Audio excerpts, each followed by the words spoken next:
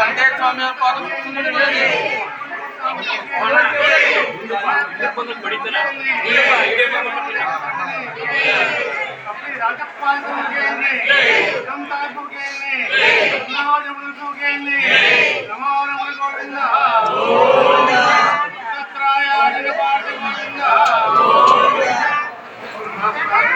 ನೋಡಪ್ಪ, ನಿನ್ ಪಾಪಕ್ಕೆ ನಾವು ತಡ್ಕೊಳಕ್ ಆಗಲ್ಲ. ನೀನು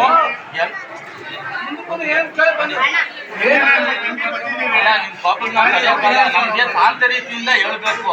ನಾವು ಇರೋ ಬಸಪ್ಪನ್ನ ಈಗ ನಡೆಯೋಕ್ಕಾಗಲ್ಲ, ಅದರಿಂದ ಅವನೇ ಇರ್ತಾನೆ.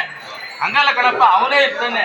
ನಾವು ಅದನ್ನ ಮುಂದೆ ಏನು ಮಾಡಬೇಕು ಅಂತ ಅದು ಆಗೋದಿದ್ರೆ ನಿಮ್ಗೆ ಒಪ್ಪಿಗೆ ಕೊಟ್ಟರೆ ಅದನ್ನ ಏನು ಮಾಡಬೇಕು ಅಂತ ಬೆಳೆಸ್ಕೊಂಡು ಹೋಗೋಕೆ ದಾರಿ ತೋರಿಸ್ಬೋದು. ಬಿಡ್ಬೋದು ಅಂತ ದಾರಿ ತೋರಿಸೋದಿದ್ರೆ ಅದನ್ನೇನು ಮಾಡ್ಕೋತೀವಿ ಮಾಡ್ಕೋತೀವಿ.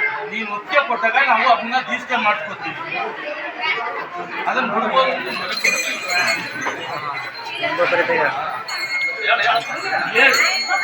ನಿನ್ ಪಾಪ ಬಿಡ್ಬೇಕು ಅಂದ್ರೆ ಪಾದ ಕೊಡು. ನಿನ್ ಪಾಪ ನಾವು ತಡೆಯಲ್ಲ ಅಂತ ಆಗ್ಲೇ ಹೇಳಿದ್ನಲ್ಲಪ್ಪ.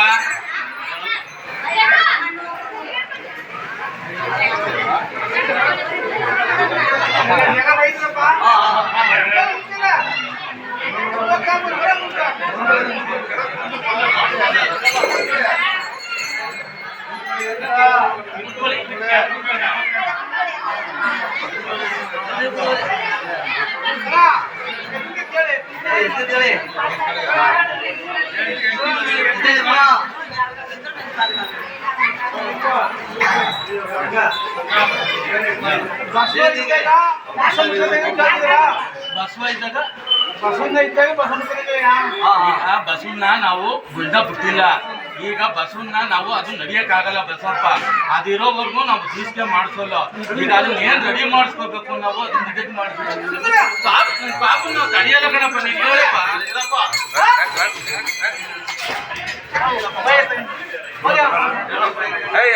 ಮುಂದಕ್ಕೆ ಹೋಗಿ ಬೇಡ ಅಂತಾನೆ ಹಂಗ ಬಿಡ್ರಿ ಅಣ್ಣ.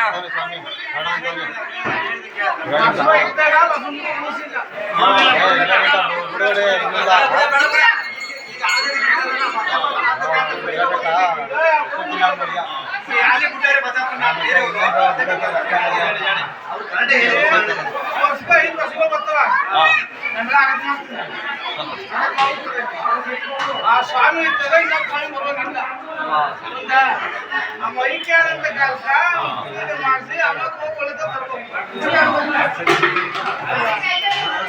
ಅಪ್ಪ ವಯಸ್ಸಾದ ಯಾವಾಗ ತಂದಕ್ಕೆ ನಾನು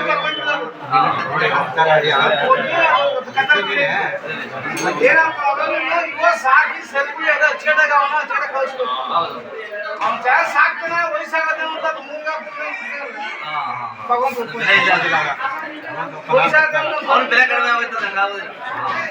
ಏನೇ ಇತ್ತು ಸ್ವಾಮಿ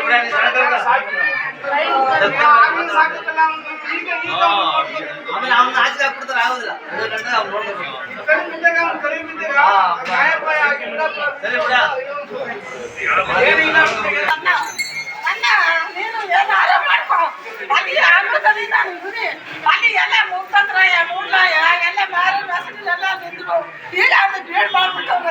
ಅಲ್ಲಿ ನಿಂತ್ಕೊಳಕ್ಕೆ ಜಾಗ ಇಲ್ಲ, ನಿನ್ ಬಸ್ ಬರೋಕ್ಕೆ ಜಾಗ ಇಲ್ಲ.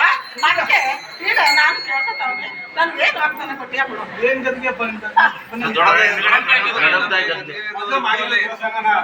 ಹೋಗಿ ಮುಂದಕ್ಕೆ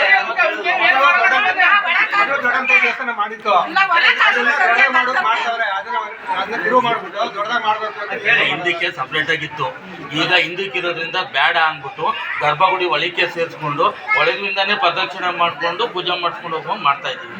ಅದನ್ನ ಈಚೆ ಪೂಜೆ ಸಿಗುತ್ತೆ ಅಲ್ಲ, ಅದಕ್ಕೆ ದೇವಸ್ಥಾನದ ಒಳಗಡೆ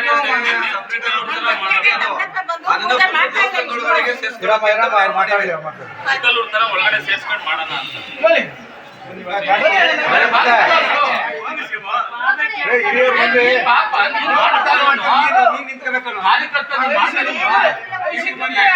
ವಯಸ್ಸಿಗೆ